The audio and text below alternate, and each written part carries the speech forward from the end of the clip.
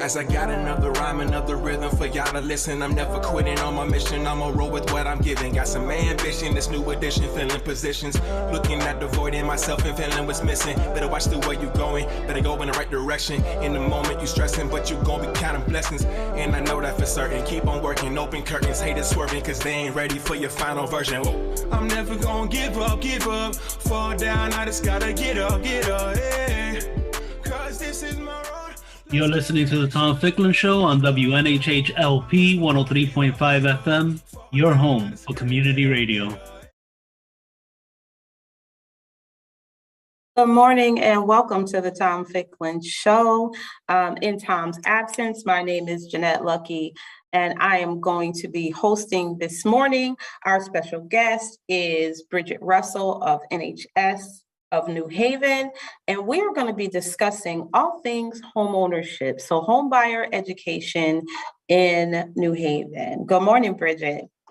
Good morning, good morning, good morning. Thank you for Very joining happy me. to be here. I'm Thank very you. happy to be. I appreciate you being here, and I'm so excited for us to have this discussion. Bridget and I have known each other for years, and both of us have worked in the greater New Haven community for home ownership and home buyer education for many, many years. So Bridget, can you give us a briefing about NHS? Okay. So Neighborhood Housing Services of New Haven has been around in the community for the past 43 years. Actually, we're celebrating our 43rd anniversary, and we're actually going to have October 3rd a nice little annual meeting celebration on our campus where we'll have the big green pizza truck and a lot of folks, besides our board and our funders, but a lot of folks who have bought homes from us over the years. So, and just to tell you a little bit about what we do, really started out affordable housing development. We are still going strong with affordable housing development, and that's something that is so needed. I mean, there's a shortage of affordable housing, and this is a nationwide crisis. Yeah. So whether it's rental or whether it's home ownership, but that has always been our bread and our butter. And then a natural outgrowth from the development was really the Home Ownership Center. And I work as the managing director of the Home Ownership Center, and I've been here 15 years now, but have been in the industry. So whether working in banking or whether from working with for-profit, nonprofit developers and within the real estate arena, probably for the last 35 years. So just to tell you a little bit about the Home Ownership Center, we're all about home ownership promotion, I like to say, and preservation. And what do you mean by that, Bridget? Promotion is really for those people out there who want to become homeowners. How can we equip you? How can we position you so that you're going to be successful at the end of the day? And I know this is something we always say, and we're like-minded, Jeanette, in what we believe in. We don't want to just get people into homes. Right. Because you can get people into homes. We want people to be positioned so that they're going to be successful and they're going to be able to keep their home. So how do we do that? We do that if people apply to our home buyer development program, and I shouldn't even say apply. If you want to enter our home buyer development program, you'll be assigned housing specialist as a credit and budget coach. And their job is really to work together with you to get you to that point where you are ready to qualify for one of those great first-time home buying mortgages out there. We want to make sure that you know about the resources. We want to make sure you're educated. And like I said, once again, we really want to position you for success. So that's what we do with folks who are coming in and they want to become home owners. We also work with existing homeowners. And you know what? Hard times can strike, right? I mean, the what ifs in life happen. I mean, COVID-19, once in 100-year kind of pandemic was a big what if for a lot of homeowners out there. So we want to help people. We want to assist them with counseling, foreclosure prevention, counseling. We want them to know about the programs that are out there, whether There are federal programs, state programs that are going to help them keep their home if they have fallen on some harder times and have missed payments. So I'm going to say those are two of the biggest things that we do within the Homeownership Center. But Well, at NHS, affordable housing development, this homeownership promotion, preservation, community building and organizing. We have a nonprofit lending company, a nonprofit real estate company. So we've kind of branched out in some other areas as well. right. So tell me about the nonprofit lending company, because that's what I wanted to know. I don't think that a lot of people fully grasp all that NHS has to offer. So most of the community just knows NHS as homebuyer education and where they can go and get homebuyer education, but there's so much more to neighborhood housing services than that. So what other services do you offer? So I just want to, because really our bread and butter, even before we were doing the home buyer education counseling, it was really taking old dilapidated homes and doing that full gut renovation and making them like really energy efficient, beautiful, affordably priced, and selling that to first-time home buyers. So a lot of what we do is still based on that. A model is changing a little bit, guys, because it's harder for us to get those dilapidated properties for the price that we need to buy them for so that we can do these gut renovations.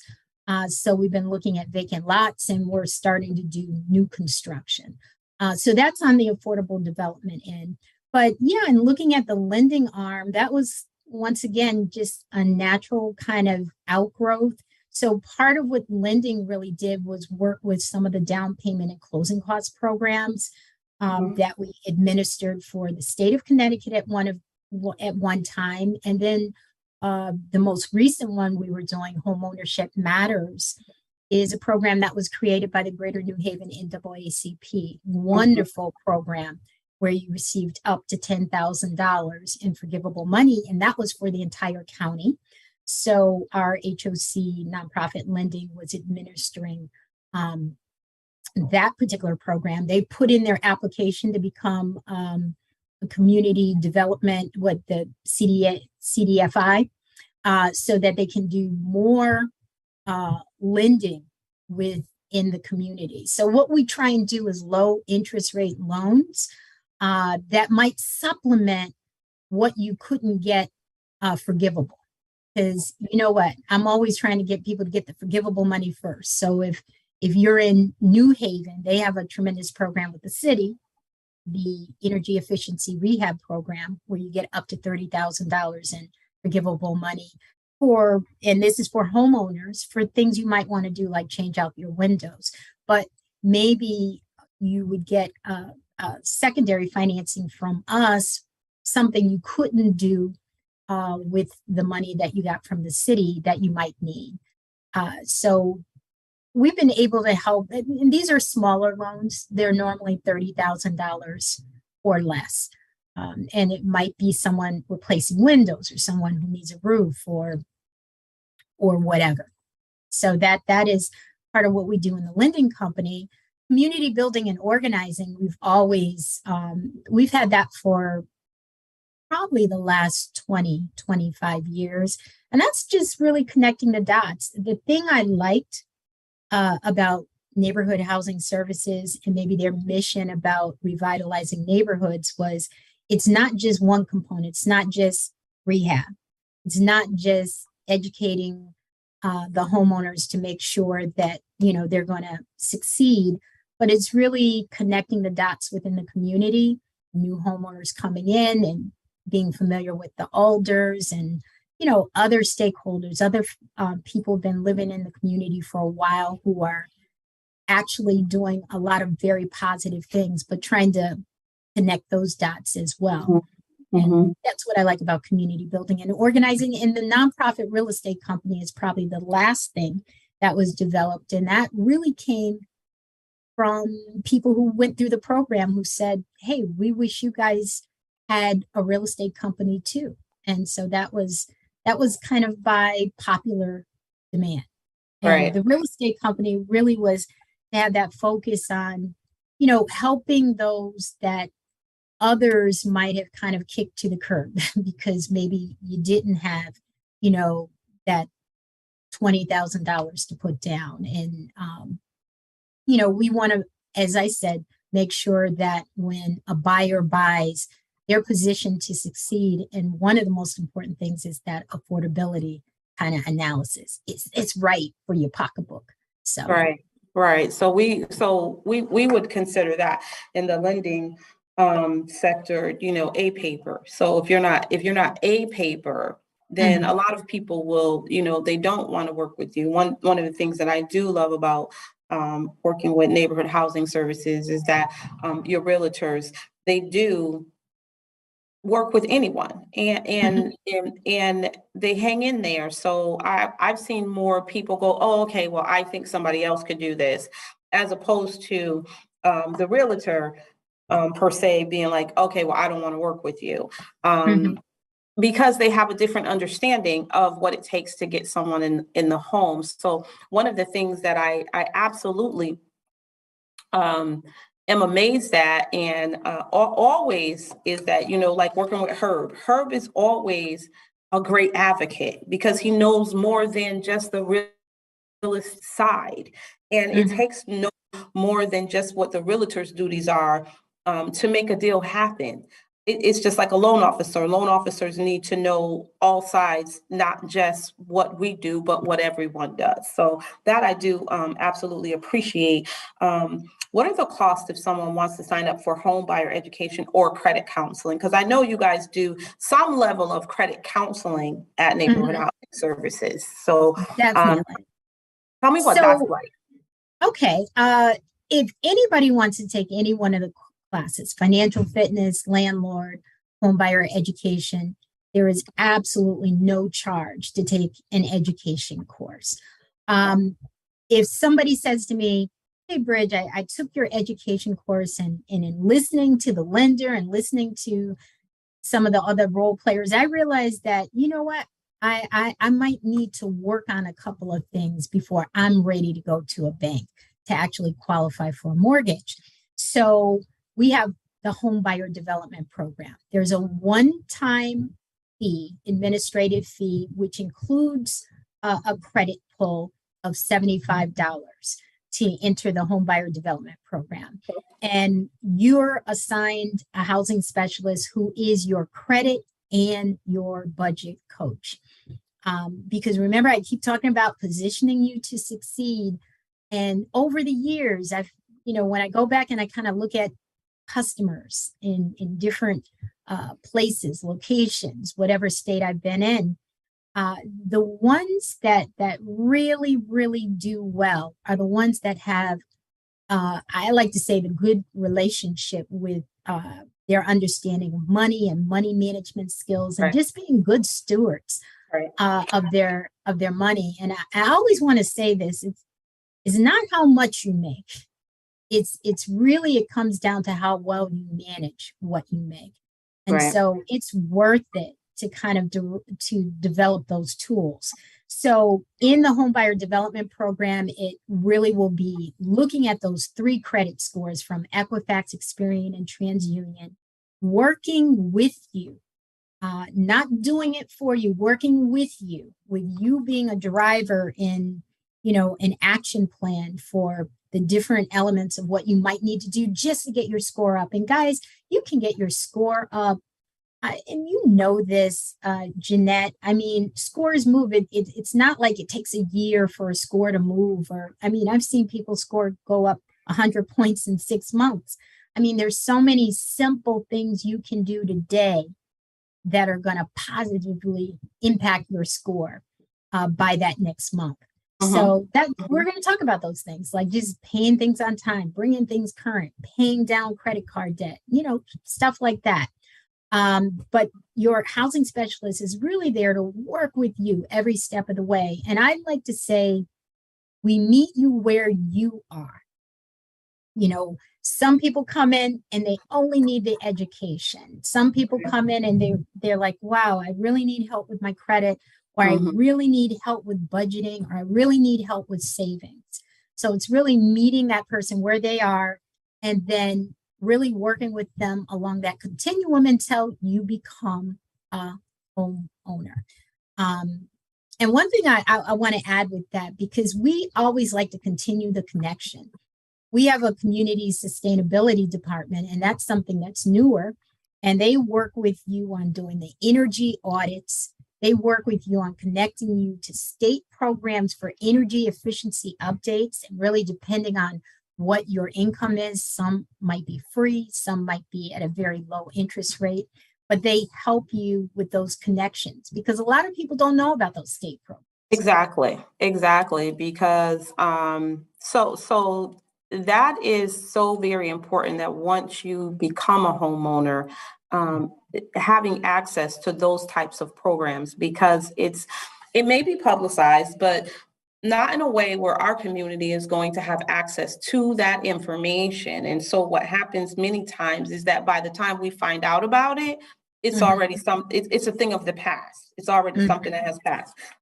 So like Energize CT, when the rates were really low, mhm, you could have gotten in on that program either for nothing, or they would have added it to your light bill or something like that at a 1% interest rate. And these things the community had no idea, at least not our community. mhm, The information is limited, and we have to learn to share the information that we get and not so much be hoarders of information. It's going to mhm. do us no good if we have the information but it doesn't get out. And so I'm very happy to hear about this community sustainability program, Mhm. and that neighborhood housing services has opened up the community, because a lot of times there are resources available to help people who are struggling, and we just don't know what they are. Absolutely. Just don't know what Absolutely. they are. So that is extremely valuable information. So tell me this. How does one, so is it your website that one would go on to sign up for whichever of the classes? Do they just call neighborhood housing services? How does one position themselves to be connected to neighborhood housing services? Because I know that there are people that you all have served over the years, and those people are still connected to neighborhood housing services.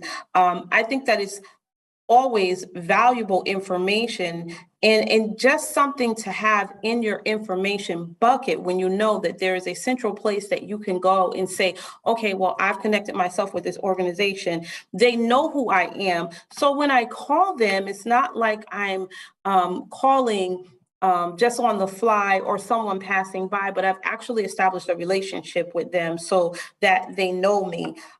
And likewise, the person calling knows the people at neighborhood housing services care about what's going on with them.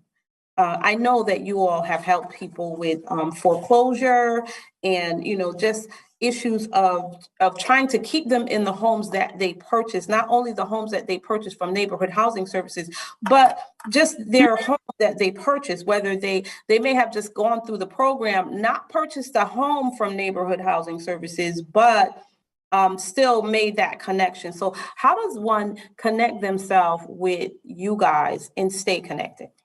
Okay. So very simplistic right now for the connection. So it could come either from you calling here about our services, and then you'll most likely be transferred to our administrator, Maybelline Montanez, in the Home Ownership Center. Or if you're on your website, and there'll be an email that will be directed to the correct party who will get back in touch with you. So it might be to register for a class, or maybe you want more information on the class, or maybe you've heard about the Home Buyer Development Program and we want to send an intake packet out to you. Or it could be a homeowner who is struggling. And a lot of people come to us differently when it comes to a homeowner who's struggling. A lot of banks will refer them directly, or it might be another state agency, or if they've received a foreclosure notice, we're one of the agencies on there. And that's the same with pre-purchase, with people who are coming in and they want to buy a home. A lot of our bank partners will refer people who might not be quite ready yet to go to the lender and actually qualify for one of the great programs out there. So they come different avenues, but I'm going to say the bulk of folks, which are word of mouth, are either calling us or coming to us via our website. Okay. All right. So, and the website is www.nhsofnewhaven.org. All okay. long. NHS, in neighborhood H housing S services, nhsofnewhaven.org. Okay, so you know what, that is good to know. So over the years, 43 years, which is amazing, because that says a lot about the sustainability. I mean, I know that there have been housing agencies that have opened and closed since NHS since the inception, since they have been established.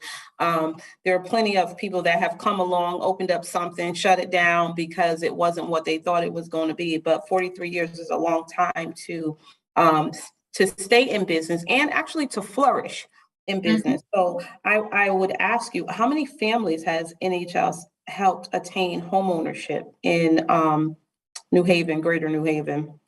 So it just so happens that you are asking this question at the right time, because I was working with our communications manager and we were doing our impact statement. So I was going back in the database, going way back to like count, to get the totals of the folks that were serviced. And for some reason, this number stays in my mind, but 6,724 people were mortgage delinquent. That was just people who were, distressed homeowners who came in for our counseling services over the years. And so it was just under 6,500 that were in some way with our services as a pre-purchase.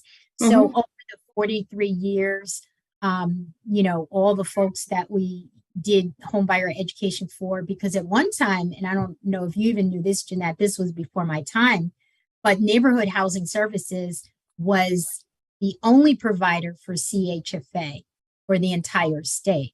So they did all the home buyer education classes. So it was just under 6,500 that have probably purchased homes. And that is really looking at, that was looking at New Haven County, Harford County, and Fairfield County, but the greater bulk coming from New Haven. Wow.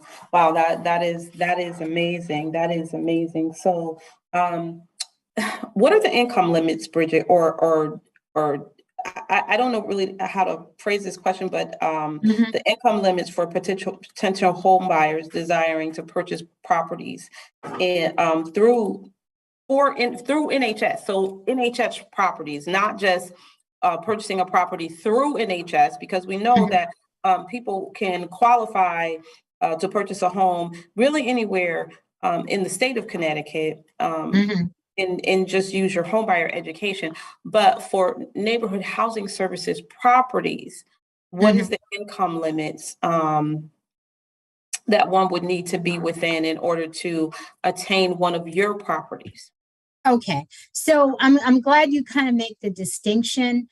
And I was talking to you guys about the fact that New Haven County, Harford County, Fairfield County, because anybody who wants services. I mean, if they need credit coaching, budget coaching, whatever, home buyer education, landlord education, financial fitness, you can come from wherever. Sometimes people think our name, Neighborhood Housing Services of New Haven, means, oh, I can only buy in New Haven. This is only a program. And we have to correct people about that so often.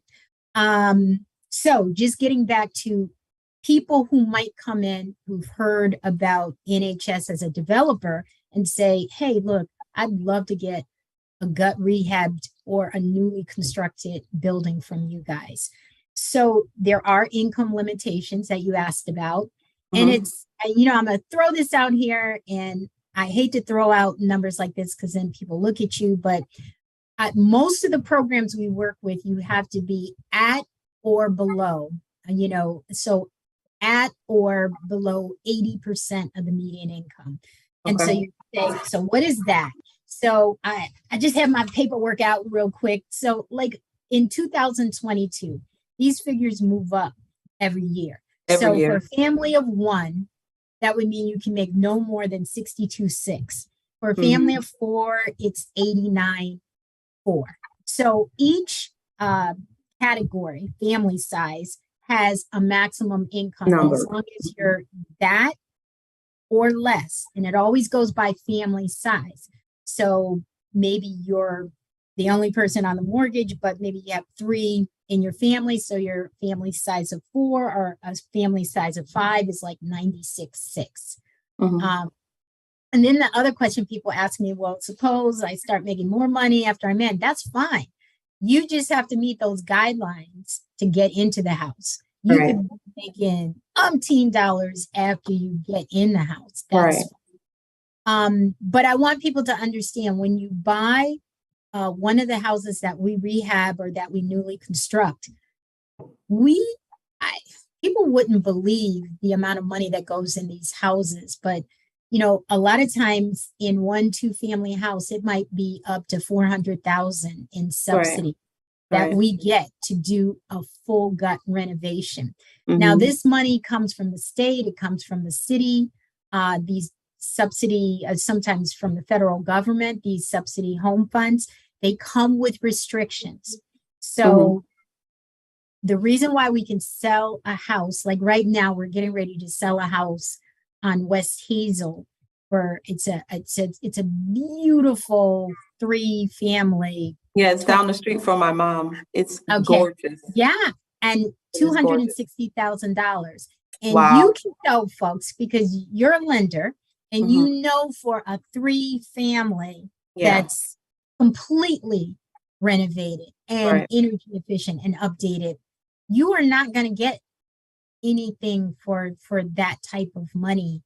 Look, I haven't seen anything like that. That house is gorgeous, and I've only seen the outside of it, but we watched it as it was progressing, the work that was being done on it. And I'm glad to hear, so happy to hear that property belongs to NHS, and that is going to be sold to a family that needs it. Because when you get that property, then you also get the rental income and a beautiful place to live. Yes, and you won't have trouble renting it because you have these beautifully appointed and energy efficient apartments that people will be looking for. Because when we did a ribbon cutting, there were actually people who came by and wanted to know about the possibility of renting. And I love, the young lady who's getting it, I love it because she's originally from New Hallville. Her dad was like a coach and is very active. Her parents are very active within the community. And she is super excited about being able to be this young homeowner in the community. But just going back to some of the restrictions, because subsidy money is used to do all of these renovations, they usually have 30-year affordability restrictions. And that means for a 30-year period, they want it to be an owner occupant. And so when you sell it, you have to sell it once again to someone who is 80% or below of the median income. And, the reason that is, guys, is because we don't want investors. I mean, what is the use of having done, all of this work to try and keep the affordability for a first-time home buyer? And then the next thing you know, an investor has it. We really want people who are vested within the community. And that is why it specifically is owner occupancy for that period. So that distinction is very important for people to understand, that once you become an owner of one of these particular properties, then there is an affordability distinction for 30 years, which means that you have to sell to someone that is also, those income limits will apply to them the same way they apply to you. Even if there is an increase annually, there will still be income limits. The importance of that is you can't just go sell it to anyone, make a profit, and then there's an investor that owns the property. Because then that property gets taken away from the community, and there we go with the gentrification again. So I'm grateful that distinction. I know that I have another client that is purchasing a property that has those same type of restrictions, and gratefully she fit into that bucket where she could afford to buy this property because of her income. But it also makes it easier for people that make less of her income to afford a property. Absolutely, it does, because a lot of times, especially in this market with the increasing and rising rates all over the place. So rents are up, interest rates are up. There's really little distinction between purchasing and renting at this point, because whatever you're paying for rent, you could probably own a home for in this market, even though the rates are a little bit higher. It's just because of the pandemic that everything has kind of just gone haywire. So it's important that we have homes that are truly affordable, because everyone says that they have an affordable product or, affordable homes, but that's not always the case. Because in this climate, $2,000 for rent, that's really steep. Yeah. That's a lot. That is so much. So tell me, how many counselors do you have at NHS, Bridget?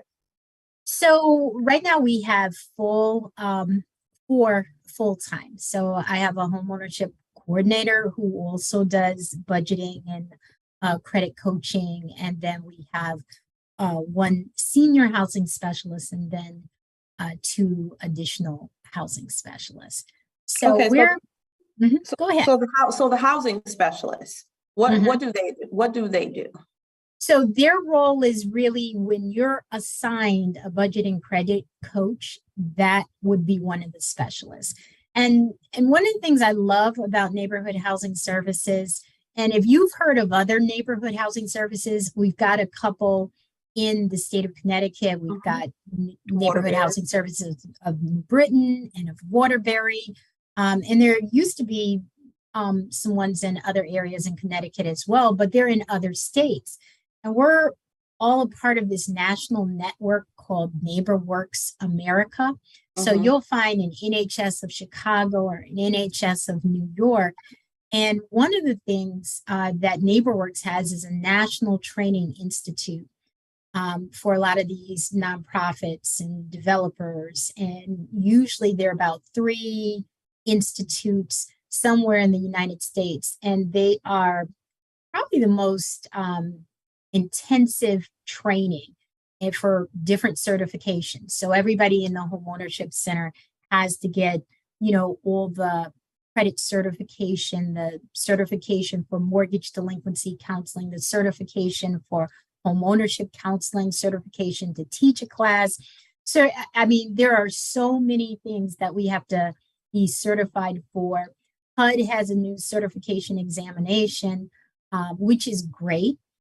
Because it kind of upped the standard for the expectation of a housing counselor, housing specialist, whatever you're going to call it. And then there's also a national industry standard. So I want people to know that as well, that people have to go through a lot of internal and external training before they're able to sit before you. Okay, so that is and the thing is that should deter people from just running out and thinking that anyone can help them. A lot of times, so one of the things that I made a note on, and this is very important, self-help is important.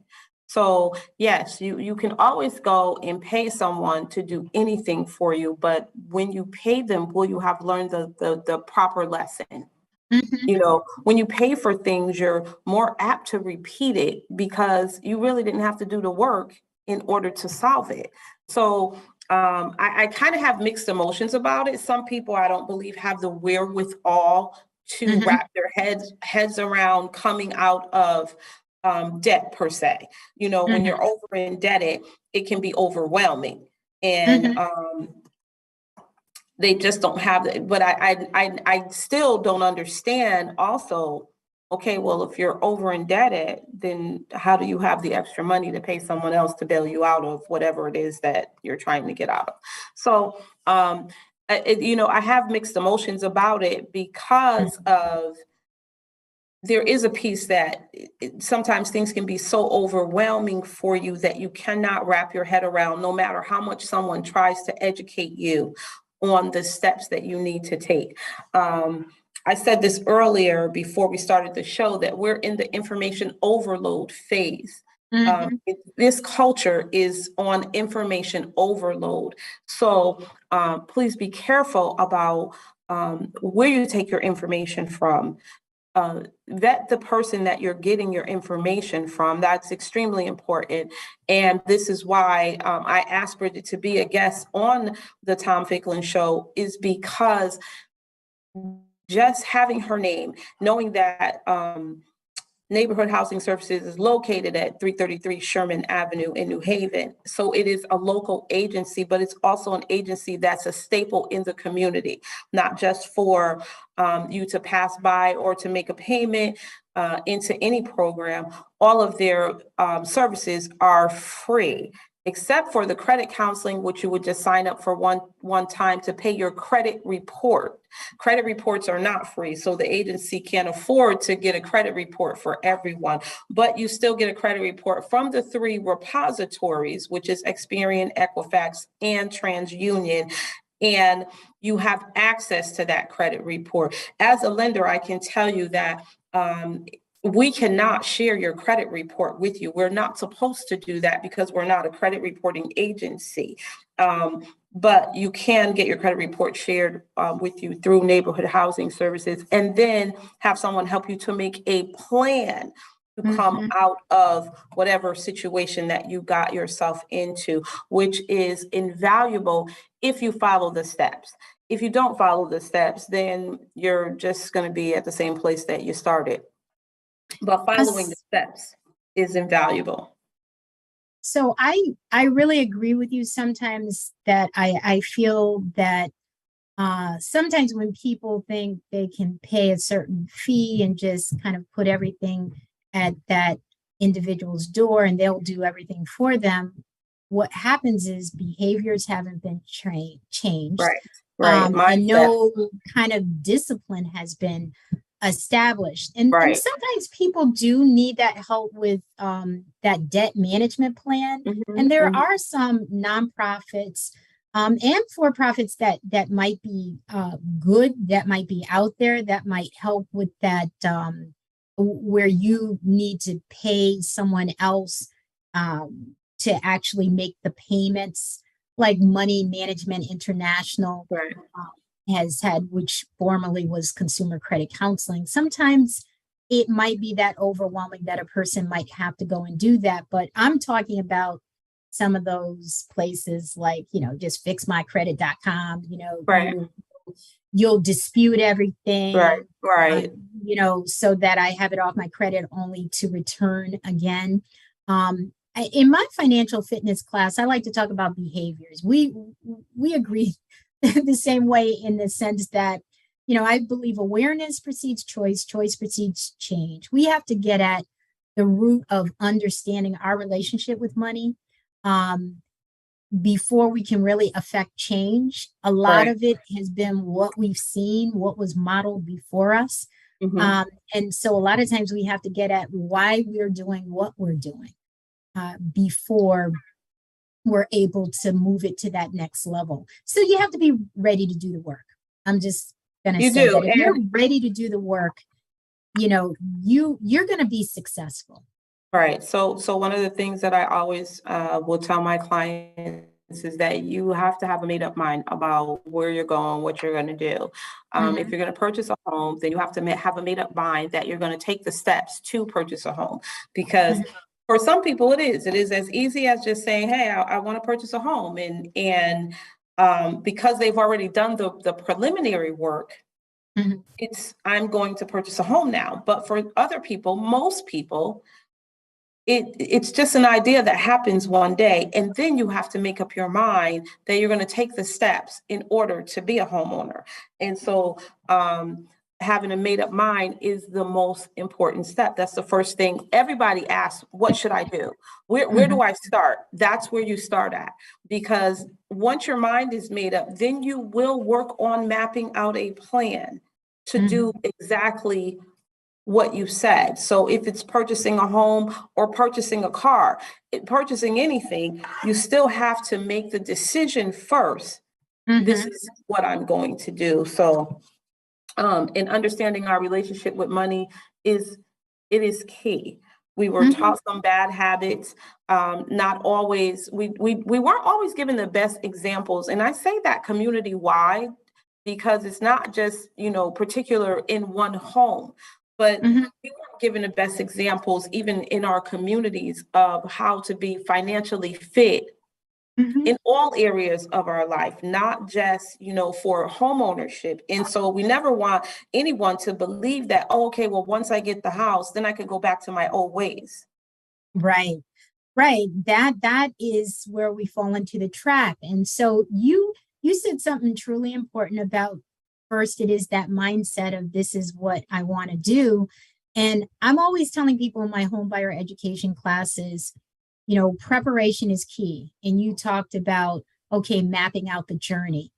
I think the mistake that sometimes people make is the shiny object is the house. So I've made up my mind I'm going to get a house, and now I just Mhm. want to go house hunting. And I Right, want to find a house and I right, kind of want to back into the process. right. So I always tell people the three P's, preparation. What is preparation? So it might be working with a nonprofit housing counseling agency, taking a home buyer education class. And you might say, well, why? Why do I need that education? Maybe you do need to understand why it's beneficial to you to establish awesome credit. Maybe understanding how to navigate that mortgage maze. What does a lender look at like? How do I get ahead of the lender?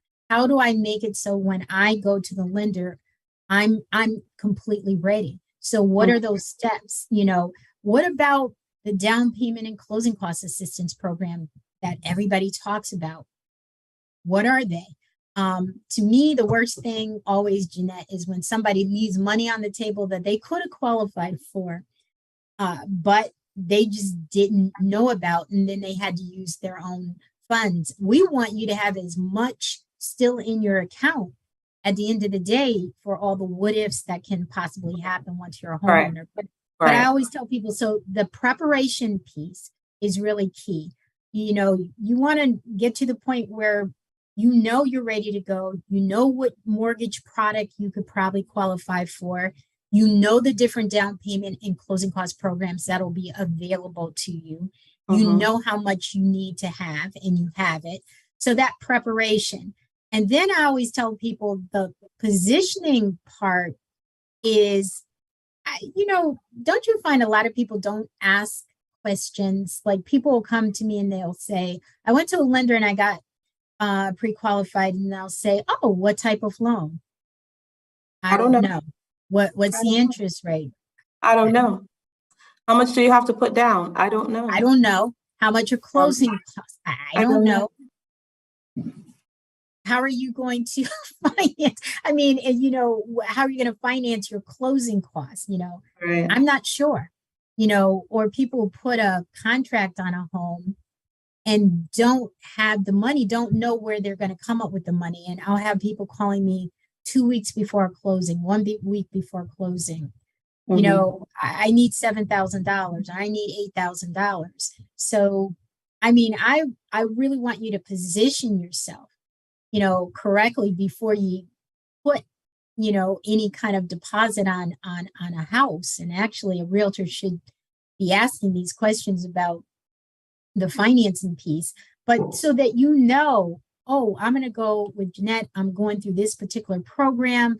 I know I have access to down payment and closing. I know I have the funds that I need, and you're ready to go. So it's really about positioning yourself so that when you do find that house that's within your wallet, you know, in terms of what the payment is, you're ready to move. And then my other thing is patience. Man, in this market, You need you have to be patience. patient.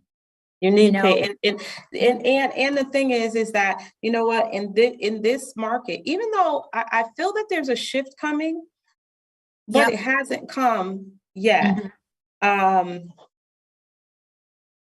In this market, you need to be prepared for the no. And you know what, and it's so funny because even teaching financial literacy, I teach people, you know, you don't have to take the no, because the no should be followed up by a question. And I really do believe that the no should always, there should always be a question following the no. The question should be why, right? Because why not? Why am I not qualified? What do I need to get to do to be qualified, to get that thing, that shiny thing that I want?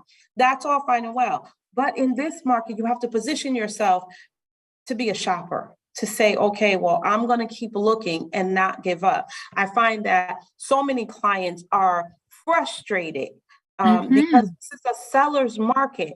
And we have to remember that every market, there's a shift. Sometimes it shifts to the seller side, and then it'll shift back to the buyer side. And it becomes a buyer market. Now, if you're going to wait until it turns and it goes into a buyer market, I don't have a problem with that. But please work on your positioning, which means start saving your money. Save your money so that when you go into this buyer's market, not only can you play let's make a deal with the seller, but you can also have the money so that people are not looking at you sideways thinking that, oh, well, you want to buy something, but you have nothing to offer. Right. Exactly. I'm always telling people, Jeanette, first of all, if you go to rent a house, you don't go with, there's no money down rental. I mean, they want, you know, first month's rent, sometimes first and last month's, and at least 1 month security. Right. But the number of people who might walk in with no money to purchase a home, which is usually the biggest financial transaction that of your life, on average, make in a lifetime. So this whole thing about positioning is so important. Positioning, paying down your debt, positioning, saving your money, positioning, making sure you're paying everything on time, you know, so that you're positioned. So it's just like you said, when the market, if there's a market shift, you're ready to act upon it. And once again, guys, I know we threw out seller's market, buyer's market. Seller's market is generally, I mean, it's so simplistic. It means the market is more advantageous in some ways to the seller because they're being able to get higher prices for their housing. It's all related to supply and demand.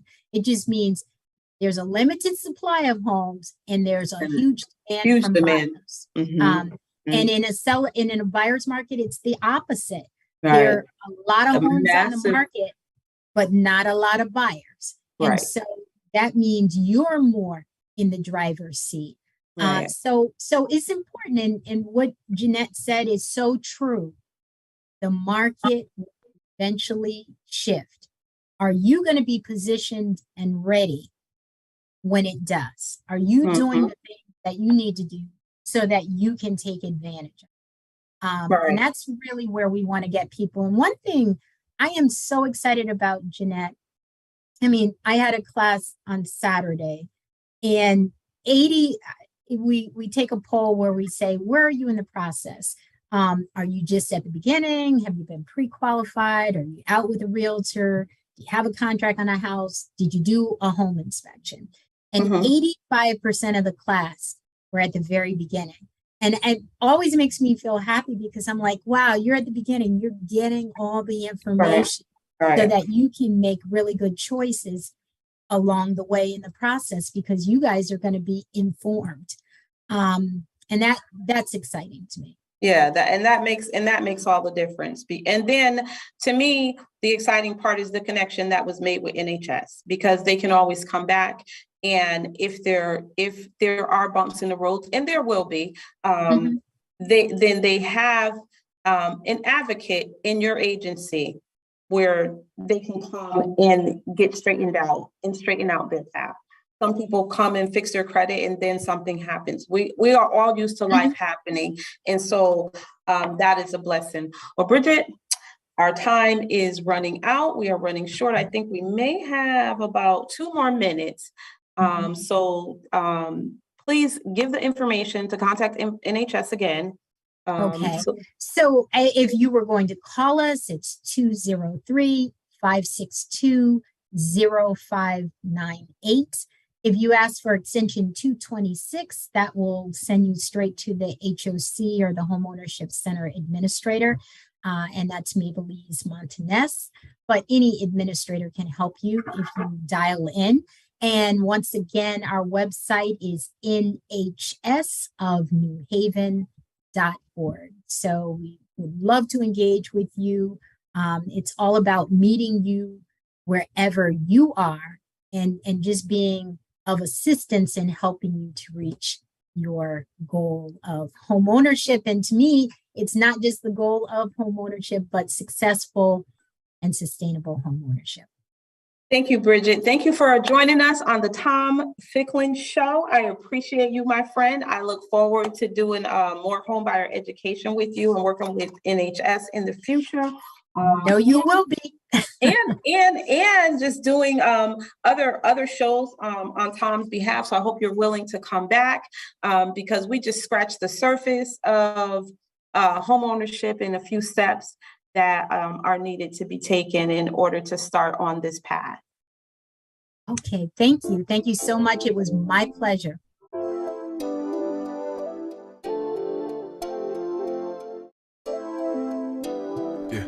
As I got another rhyme, another rhythm for y'all to listen. I'm never quitting on my mission. I'ma roll with what I'm giving. Got some ambition, this new edition, filling positions.